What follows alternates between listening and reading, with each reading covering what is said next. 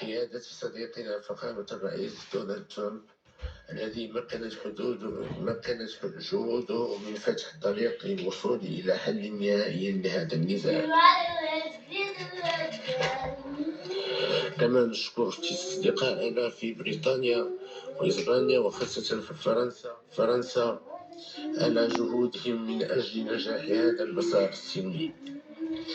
ونتوجه أيضا بجزيل الشكر لكل الدول العربية والإفريقية الشقيقة التي ما فتأت تعبر عن دعمها الدائم ولا مشروط لمغاربة الصحراء وقضاء مختلف الدول عبر العالم التي تدعم مبادرة الحكم الذاتي.